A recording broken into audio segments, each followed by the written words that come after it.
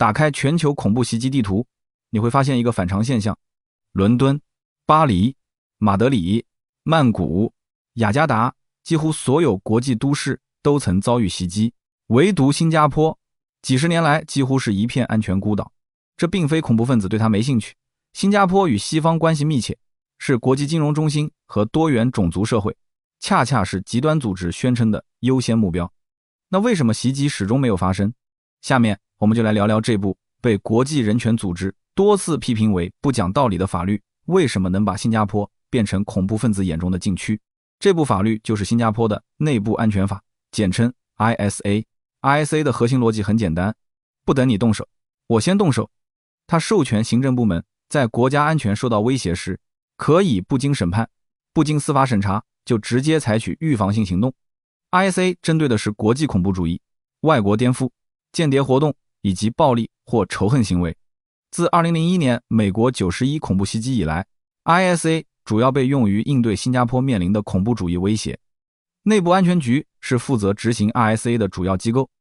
而这部法律之所以被国际人权组织多次批评为不讲道理，是因为它赋予了政府3项令恐怖分子闻风丧胆的核威慑。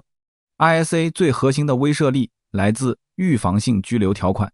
根据 ISA 第8条，如果总统确信某人的行为可能损害新加坡的安全、公共秩序或基本服务，内政部长可以下令将其拘留。初始拘留期最长2年，2年期满后，内政部长经总统同意，可以直接下令再延长2年，而且可以无限次续期。这意味着一个人可以在没有被指控任何罪名、没有经过任何审判的情况下，被一直关下去2年、4年、10年，直到当局认为他不再构成威胁为止。被拘留者无权要求保释，因为压根就没有指控和审判这回事。当局甚至不需要逮捕令。新加坡宪法第149条专门为这种预防性拘留提供了合宪性保障。如果当局认为案情不够严重，也可以选择发出限制令而非拘留令。接到限制令的人不用坐牢，但必须遵守一系列严格的条件，未经内安局局长批准不得搬家，不得更换工作，不得离开新加坡，不得上网或使用社交媒体，不得发表公开声明。限制令有效期一般为2年，同样可以续期。这不是针对罪犯的法律，这是针对潜在威胁的法律。ISA 最让恐怖分子胆寒的地方在于，它针对的是尚未发生的威胁。当局可以在一个人准备行动但尚未动手时就将其拘留。换句话说，想本身就是罪名。2026年4月至6月，新加坡内部安全局根据 ISA 拘留了3名自我激进化的青少年，其中1名14岁的中二学生成为新加坡史上最年轻的 ISA 被拘留者。这名学生因遭同学霸凌加上学业压力，计划在2026年6月学校假期持刀袭击老师和同学。他早在2024年年仅12岁时，就在网络游戏平台 Roblox 接触重现真实校园枪击案的第一人称射击游戏，下载了数以千计的血腥暴力视频，反复观看。2026年1月，他写下一份题为行动号召的21页宣言，详细列出武器选择、袭击目标和行动计划，还计划直播袭击过程，并在行动后自杀。当局在他预谋犯案前约1个月将其逮捕。请注意，他还没有动手，他只是计划了，但 ISA 允许当局在威胁发生之前就将其扼杀。他被逮捕时，距离计划实施袭击不到1个月。这个案例传递的信息再清楚不过了。在新加坡，你不需要真的动手，只要你的思想被认为构成威胁， ISA 就可以把你关起来。 ISA 的威慑力不只针对个人。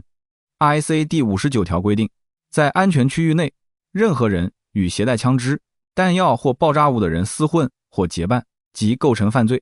虽然这条主要针对物理上的结伴，但 ISA 的整体框架赋予了当局极大的自由裁量权。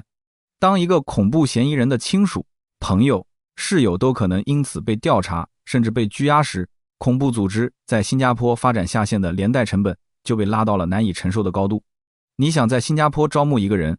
可以，但一旦这个人被 ISD 盯上，你和你身边的人全都会被查。这不是抓不抓得到的问题，这是值不值得冒这个险的问题。综合以上3点，一个恐怖组织在新加坡发展成员的成本是这样的：第一，招募成本极高，任何一个被招募的人都可能因为被评估为威胁而被立即拘留，无需证据。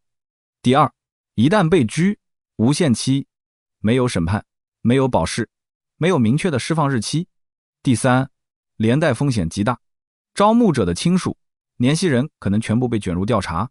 当一个法律体系可以在你行动之前就把你关起来，关到你无法构成威胁为止，还连带你身边的人一起查，恐怖组织的投入产出比就彻底崩溃了。这不是新加坡有没有能力抓到恐怖分子的问题，而是恐怖分子根本不敢来新加坡做生意的问题。更令人警惕的是， ISD 评估新加坡的恐怖主义威胁为高。2025年7月发布的新加坡恐怖主义威胁评估报告指出，全球恐怖组织如 ISIS 和基地组织持续煽动暴力。新加坡与西方国家的友好关系、标志性地标以及作为世俗和多元文化国家的地位，使其成为恐怖分子的首选目标之一。ISD 还指出，自我激进化的速度正在加快，从接触到激进化的时间已经缩短到只需数周。互联网是激进化的强大催化剂，而人工智能正在成为恐怖主义的新赋能工具。当然，这部法律并非没有争议。国际和区域性人权组织多次批评 ISA 允许不经审判的无限期拘押，违反了法治精神和基本人权。批评者指出， ISA 对危害新加坡安全没有明确定义，而被监禁者无法通过司法途径复核该决定。但新加坡政府的立场很明确，在国家安全面前，预防优于补救。内政部长尚木根曾表示，作为一名年轻的后座议员时，他曾对新加坡关于不经审判拘留的法律提出过关切，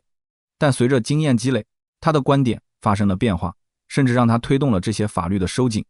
尚木根指出，在过去几个月里， ISD 就拘留了多名计划在新加坡发动袭击的年轻人。他认为，对于这些案件，公开审判并不合适，可能会加深社会分歧。而且 ISA 并非只进不出，那些在拘留期间表现出良好改造进展，被评估不再构成安全威胁的人，可以被释放或转为限制令。例如2023年7月，就有2名被 ISA 拘留的自我激进化新加坡人因改造进展良好而被释放，另有4人的限制令到期后无需延长。2025年12月，又有1名18岁的新加坡人在改造取得良好进展后被释放。大多数在内安法下被拘留或接到限制令的人，都已成功的被改造并重新融入社会。所以为什么全球恐怖分子几乎不选新加坡下手？不是因为摄像头多，不是因为警察多，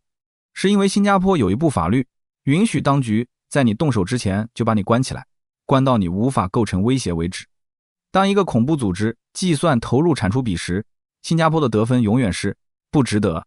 每一位公民也要保持警惕，及早报告任何关于恐怖主义或激进化迹象的信息，同时也要为可能发生的成功袭击做好准备。因为在这个世界上，没有绝对的安全，只有足够的威慑。如果你觉得这期内容有帮助，欢迎订阅频道，打开小铃铛，也欢迎在评论区告诉我，你认为 ISA 最该保留的部分是什么？最该被审视的部分又是什么？下期我们继续把那些最有争议但又离生活很近的新加坡法律讲得更清楚。